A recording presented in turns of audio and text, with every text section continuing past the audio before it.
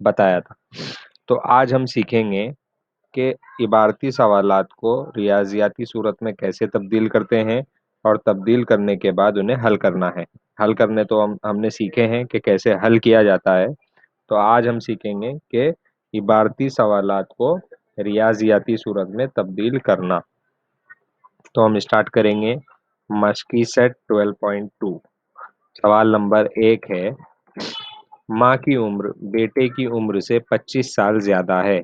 8 साल बाद बेटे की उम्र और माँ की उम्र के दरमियान निस्बत 4/9 हो जाएगी, तो बेटे की उम्र मालूम कीजिए। तो जब आप इबारती सवाल पढ़ेंगे तो सबसे पहले आपको याद ये रखना है, जो भी दो लोगों के बारे में बात हो रही है या जो भी दो चीज़ों के बारे में बात हो रही है, तो जो सबसे छोटी चीज होगी या सबसे छोटी जो क्वांटिटी होगी उसको हम एक्स फर्ज करेंगे। जैसे मिसाल के तौर पर यहाँ पर माँ की उम्र है और बेटे की उम्र है। तो माँ की उम्र और बेटे की उम्र में आप आसानी से पता लगा सकते हैं कि बेटे की उम्र छोटी होगी, तो यहाँ पर बेटे की उम्र को फर्ज करेंगे। हमें नहीं पता है कि कितने साल है, तो मालूम करने के लिए हम लोग फर्ज करेंगे कि एक्स साल है। तो यहाँ पर लिखेंगे हम फर्ज किया कि बेटे की उम्र एक्स साल है। अभी मिसाल के तौर पर अगर मेरी उम्र 20 साल है और मैंने आपको पूछा कि 25 साल बाद मेरी उम्र क्या होगी, तो आप क्या करेंगे, इसमें 25 जमा कर देंगे। तो 25 जमा करते हैं तो 25 साल बाद मेरी उम्र 45 साल हो जाएगी। तो उसी तरीके से अगर बेटे की उम्र अभी एक्स साल है और माँ की उम्र 25 साल ज्यादा है, तो 25 हम जमा कर देंगे। तो माँ की उम्र क्या होगी, एक्स मतलब जो भी बेटे की उम्र है उससे 25 ज्यादा, मतलब जमा 25 करेंगे। ये हमने फर्ज किया। पहली लाइन थी, पहली लाइन की बुनियाद पर हमने फर्ज किया। अब दूसरी लाइन देखते हैं। 8 साल बाद बेटे की उम्र माँ की उम्र के दरमियान निस्बत 4/9 हो जाएगी, तो बेटे की उम्र मालूम कीजिए। तो यहाँ पर निस्बत पूछा है, निस्बत मतलब बटे। तो बेटे की उम्र बटे माँ की उम्र, वो कितनी है, एक्स जमा 25। 8 साल बाद मतलब 8 हम जमा करेंगे दोनों में, 8 साल बाद पूछा है। तो 8 साल बाद उनकी निस्बत 4/9, तो यहाँ पर हम लिखेंगे बराबर 4/9। तो शर्त के मुताबिक इस तरीके से हमारी मसावात बनेगी। अब यहाँ पर आप देखेंगे शुमार कुनिंदा और नसब नुमा में दो अदद हैं, 25 और 8। तो अदद को अदद से जमा कर सकते हैं। तो 25 को 8 में जमा करते हैं तो 33 आएगा। तो यहाँ पर इसलिए x जमा 8 बटे x जमा 33 बराबर 4/9। तो अब ये मसावात है। तो यहाँ पर आप देखेंगे दोनों भी बटे की सूरत में है। अगर बटे की सूरत में रहेगा तो यहाँ पर आप तिरछी ज़रब करेंगे। तो तिरछी ज़रब करते हैं तो ये स्टेप आपको मिलेगा। उसके बाद आप देखेंगे ब्रैकेट्स हैं, ब्रैकेट्स को आपको हटाना है मसावात हल करने के लिए। तो ब्रैकेट के बाहर जो नंबर है उसको ब्रैकेट के हर एक रुकन के साथ ज़रब करेंगे। तो 9 को पहले x के साथ ज़रब करेंगे, फिर 9 को 8 के साथ ज़रब करेंगे। उसी तरीके से 4 4 को पहले x के साथ ज़रब करेंगे, फिर 4 को 33 के साथ। तो ये स्टेप आएगा। उसके बाद आप देखेंगे बराबर के दोनों जानिब मुतगैयर है, अल्फ़ाबेट्स हैं। तो अल्फ़ाबेट्स को एक तरफ ले लेंगे। जैसे 4x जमा में है तो उधर नफ़ी में जाएगा, 72 जमा में है दूसरी तरफ आएगा तो नफ़ी में। ये स्टेप आएगा। फिर 9x में से 4x को नफ़ी करते हैं तो 5x आएगा। फिर x के साथ 5 ज़रब में है, दूसरी तरफ जाता है तो तकसीम करेगा। फिर उसको हम तकसीम कर देंगे। 5 एका 5, 5 एका 5, हासिल आया 1, 5 दूनी 10, तो x बराबर 12। तो हमने फर्ज किया था कि बेटे की उम्र 12 साल है, तो x की कीमत आपको 12 मिली है, तो इसलिए बेटे की उम्र 12 साल है। तो इस तरीके से आपको हल करना है। उसके बाद देखते हैं सवाल नंबर 2। सवाल नंबर 2 है, एक कसर का नसब नुमा शुमार कुनिंदा से 12 ज़्यादा है। कसर, यहाँ पर कसर की बात हो रही है। कसर का मतलब होता है बटे वाली कीमत। मिसाल के तौर पर जैसे 3/11, तो इसको हम कहेंगे कसर है ये। और ऊपर वाले अदद को शुमार कुनिंदा कहते हैं, नीचे वाले अदद को नसब नुमा। तो कसर में दो चीजें होती हैं, शुमार कुनिंदा और नसब नुमा। तो अब सवाल में हम देखते हैं, एक कसर का नसब नुमा। नसब नुमा शुमार कुनिंदा से 12 ज्यादा है, मतलब नसब नुमा की कीमत ज्यादा है। तो मैंने कहा था इबारती सवालात में सबसे छोटी वाली कीमत को फर्ज करना है। तो अगर नसब नुमा बड़ा है तो शुमार कुनिंदा छोटा होगा। तो यहाँ पर शुमार कुनिंदा को एक्स फर्ज करेंगे। अगर शुमार कुनिंदा एक्स है, इसको हमने एक्स फर्ज किया, तो नसब नुमा 12 ज्यादा है, मतलब 12 ज्यादा है। मिसाल के तौर पर अगर शुमार कुनिंदा 5 है, तो नसब नुमा 12 ज्यादा, 5 में 12 जमा करते हैं तो 17। तो ये कसर आएगी इस तरीके से। तो बहरहाल यहाँ पर हमें पता नहीं है कि शुमार कुनिंदा कितना है, इसलिए हमने एक्स फर्ज किया है। नसब नुमा 12 ज्यादा, मतलब एक्स जमा 12, ये नसब नुमा आएगा। उसके बाद आगे की शर्त दिया है, इसके नसब नुमा, तो ये नसब नुमा नहीं है, यहाँ पर आप करेक्शन करेंगे, शुमार कुनिंदा है। इसके शुमार कुनिंदा से दो तफरीक करें और नसब नुमा में 7 जमा करने पर हासिल होने वाली कसर 1/2 के मसावी होगी। मतलब अ, शुमार कुनिंदा और नसब नुमा, तो इससे आपको कसर मिलेगी एक्स बटे एक्स जमा 12। तो शुमार कुनिंदा से दो तफरीक करें, मतलब शुमार कुनिंदा से दो तफरीक करना है और नसब नुमा में 7 जमा करें, नसब नुमा में 7 जमा करना है, तो कसर मिलेगी 1/2। तो ये मसावत बनेगी शर्त के मुताबिक। तो शर्त के मुताबिक ये मसावत आएगी। फिर आप देखेंगे नसब नुमा में 12 और 7 अदद हैं, दोनों को जमा कर देंगे, 12 जमा 7 19, तो ये मसावत आएगी। उसके बाद इसको तिरछी जरब करेंगे, ये आगे का स्टेप आएगा। ब्रैकेट्स को खोलते हैं, ब्रैकेट्स को ये आगे का स्टेप आएगा। उसके बाद मुतगय्यर अल्फ़ाबेट को एक तरफ ले लेंगे और अदद को दूसरी तरफ लेंगे, तो ये स्टेप आएगा। फिर यहाँ पर आप देखेंगे एक्स, एक्स के साथ ज़रब में कुछ नहीं है तो एक है, तो दो एक्स में से एक एक्स को नफी करते हैं तो एक एक्स आएगा। तो यहाँ पर आपको मिलेगा एक एक्स, मतलब एक्स बराबर 23। तो शुमार कुनिंदा 23 आपको मिला है, तो नसब नुमा 12 ज़्यादा है। तो शुमार कुनिंदा 23 है, नसब नुमा 12 ज़्यादा, तो 23 में 12 जमा करते हैं तो नसब नुमा 35 आएगा। तो कसर आएगी 23/35। तो कसर मालूम करने के लिए आपको पूछा गया था। अब देखते हैं सवाल नंबर 3। सवाल नंबर 3 है, पीतल में तांबे और जिस्त का तनासुब 13 की निस्बत 7 है। 700 ग्राम पीतल के बर्तन में जिस्त कितना होगा? तो पीतल आपको पता है मखलूत धात है, साइंस में हमने पढ़ा है, तांबा और जिस्त से मिलकर बनती है। तो आपको पूछा है जो पीतल बना है, जो पीतल का बर्तन बना है, तो उसमें कितने ग्राम तांबा मिलाया गया और कितने ग्राम जिस्त मिलाया गया। तो उसकी निस्बत आपके पास है 13/7। तो इसका मतलब ऐसा नहीं है कि तांबा 13 ग्राम होगा और जिस्त 7 ग्राम होगा। बटे का मतलब इस तरीके से नहीं होता। वो इसलिए, जैसे 13/7 है, अगर आप ये नंबर पर गौर करेंगे, 26/14, 26/14, ये दो से तकसीम होगा दोनों भी अदद, तो दो इका दो, दो तिया 6, दो सते 14। तो 26/14 की अगर मुख्तसर सूरत हम लेते हैं तो वो भी 13/7 है। तो 13/7 26/14 भी हो सकता है, उसके अलावा दूसरे भी नंबर हो सकते हैं।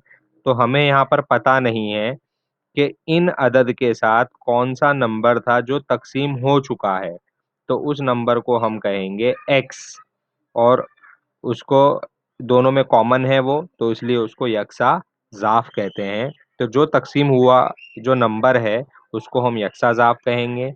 और यहाँ पर लिखेंगे कि यकसा ज़ाफ एक्स लेने पर, मतलब 13 और 7 के साथ कोई तो अदद होगा जो दोनों में ऊपर नीचे कैंसल हुआ होगा, उसको हम एक्स कहेंगे। अगर यक्षाजाफ हमने x लिया तो तांबा 13x ग्राम होगा, जिस्त 7x ग्राम होगा, इस तरीके से। फिर उसने कहा है आगे 700 ग्राम पीतल के बर्तन में, मतलब 13x ग्राम तांबा और 7x ग्राम जिस्त, टोटल मिलाकर कितना होना चाहिए? 700 ग्राम, मतलब दोनों को मिलाने पर 700 ग्राम आना चाहिए। तो शर्त के मुताबिक यह मसावत आएगी। फिर 13x में 7x को जमा करेंगे, तो 13 जमा 7 20, 20x आएगा। फिर x के जानिब 20 है जो ज़रब में है, दूसरी तरफ जाता है तो तकसीम करेगा।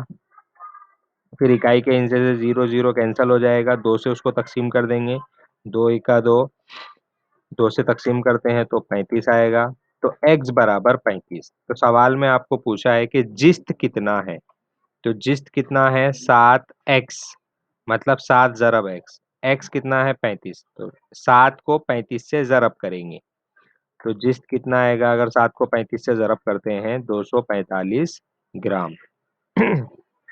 तो ये उसका जवाब है। अब उसी तरीके से देखते हैं सवाल नंबर 4। 3 मुतवातिर मुकम्मल आदाद का मजमुआ 45 से ज़्यादा है लेकिन 54 से कम है। मुकम्मल आदाद आपको पता है, मुकम्मल आदाद मतलब जो 0 से स्टार्ट होंगे, 0, 1, 2, 3, इस तरीके से। मुतवातिर का मतलब होता है एक के बाद एक। जैसे मिसाल के तौर पर मैंने एक अदद दिया 5, तो 5 के बाद 6 आएगा, फिर 7 आएगा। तो कहने का मतलब है आगे का अदद मालूम करने के लिए आप एक को जमा करते हैं।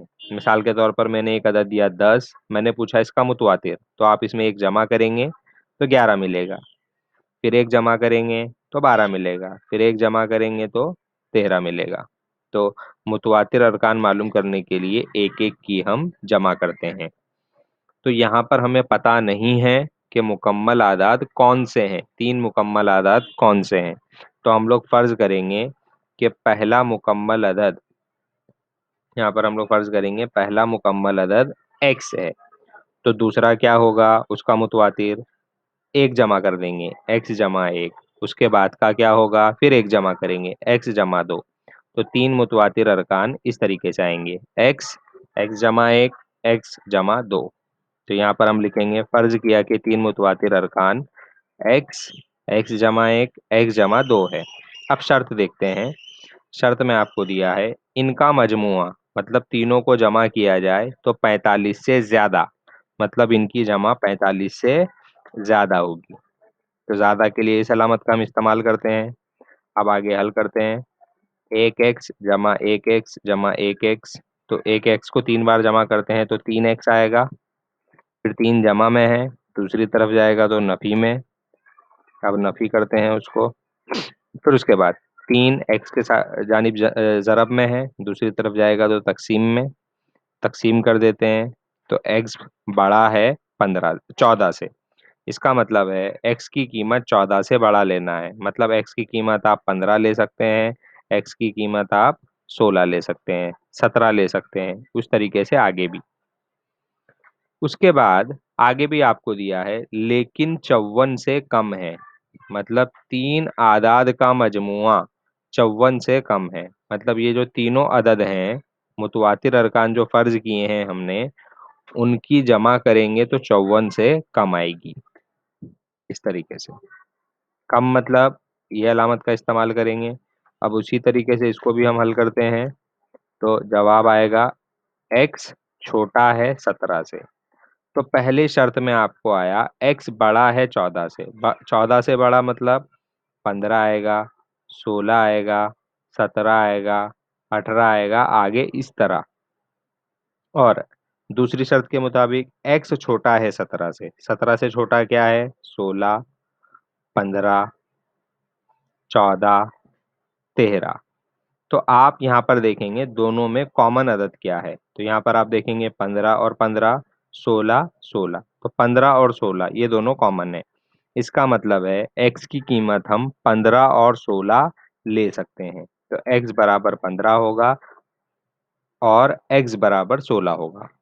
अगर हम x बराबर 15 लेंगे तो मुतवातिर क्या होगा? इसके आगे के मुतवातिर अरकान क्या होंगे? उसके आगे के अदद, 15 के आगे क्या आएगा, 16 17, तो 3 मुतवातिर अरकान आएंगे, 15 16 17। अगर x बराबर 16 लिया जाए तो मुतवातिर अरकान क्या आएंगे, 16 17 18। तो इस तरीके से ये जवाब आएगा चौथे सवाल का। अब देखते हैं सवाल नंबर 5। दो हिंदसी अदद के दहाई का हिंदसा इकाई के हिंदसे से दुगना है।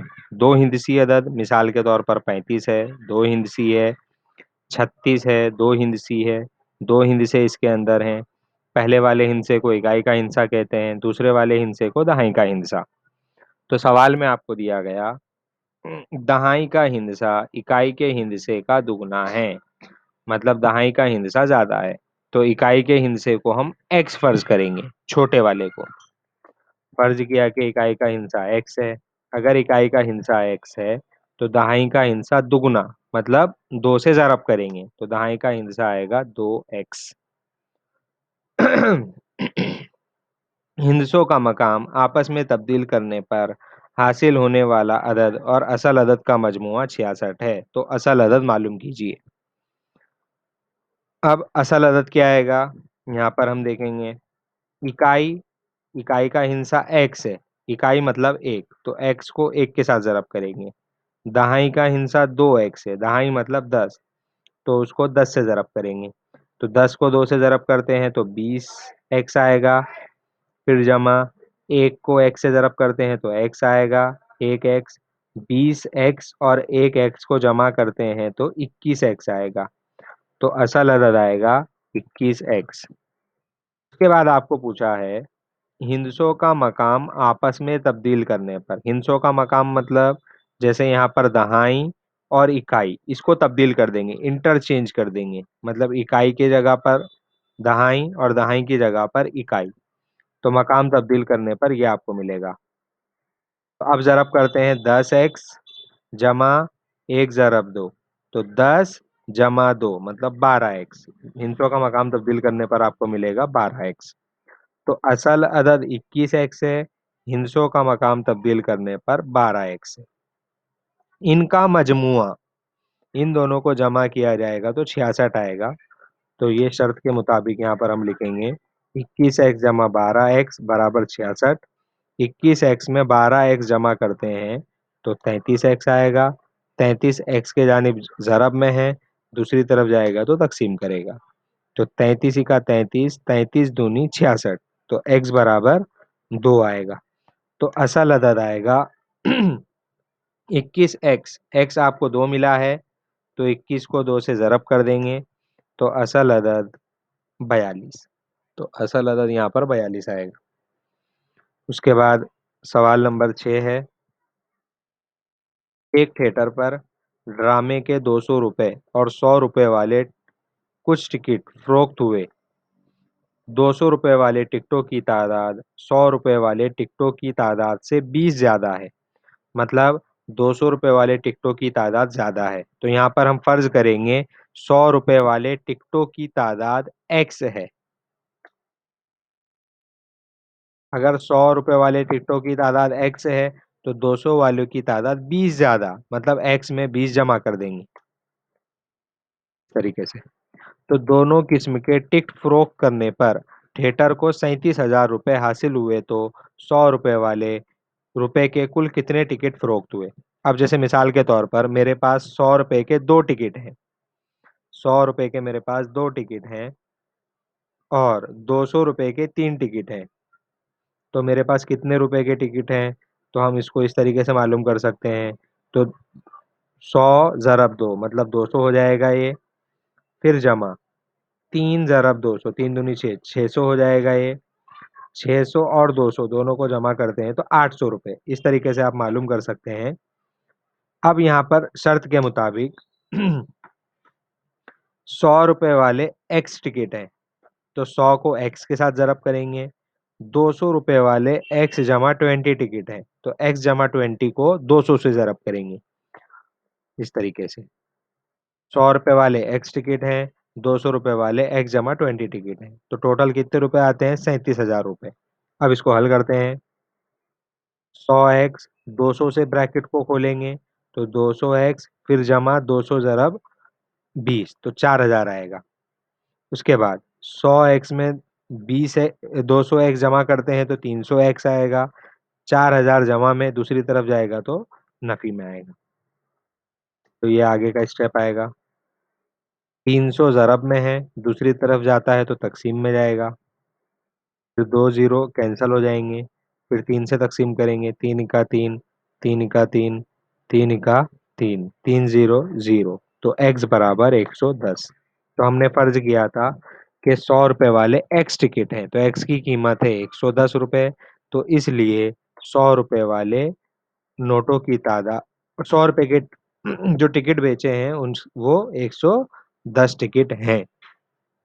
तो इस तरीके से ये इन इबारती सवालातों को हम रियाजियाती सूरत में तब्दील करेंगे और तब्दील करने के बाद इनको हल करेंगे। कुछ डाउट्स अगर होगा तो आप लोग कमेंट बॉक्स में पूछ सकते हैं।